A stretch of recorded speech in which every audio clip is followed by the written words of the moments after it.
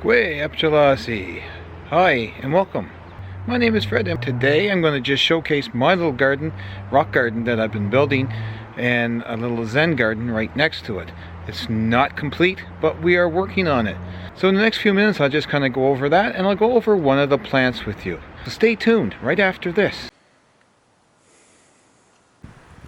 Welcome back to my garden, and here we are just with an overview of the rock garden itself.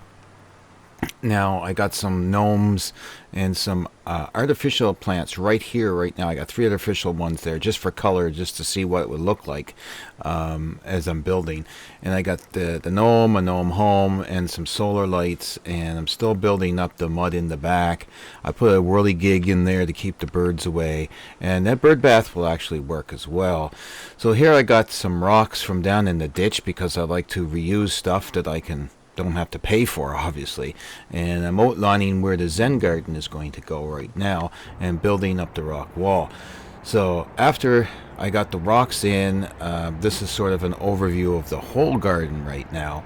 And I'm getting the mud still put in here, and I put a few plants in there, so we're going to talk about some plants there in a minute. But the Zen garden is in.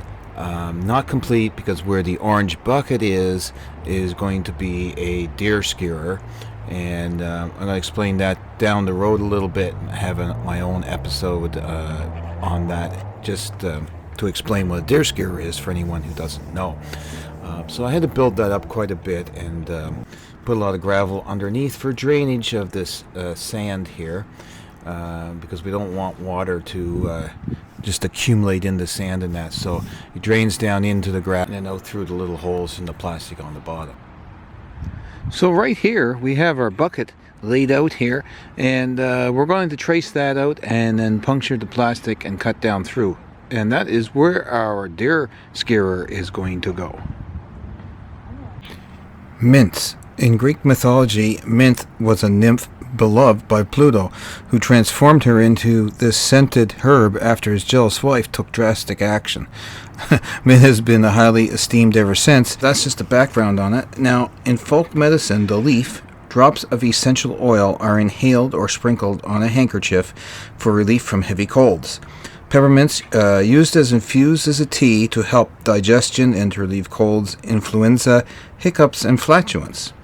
So if you use spearmint and peppermint, the leaves are macerated in oil and are used to massage affected areas for migraines, facial neuralgia, and rheumatic and muscular aches. There's a mint called pennyroyal. You should not consume that. That is not consumable. And if you're using them in the household, grow them near roses, and that deters aphids. The leaf, the spearmint leaf.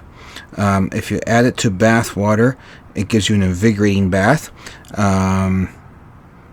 If I can pronounce this right, decoct, D-E-C-O-C-T, strongly to heal chapped hands. And it makes, like I say, it makes a refreshing bath as well. So that's some of the uses of the mints themselves and to folk medicine that we as Mi'kmaq people do use. Thank you all for hanging around in my garden with me today, and until next time, Nimultus.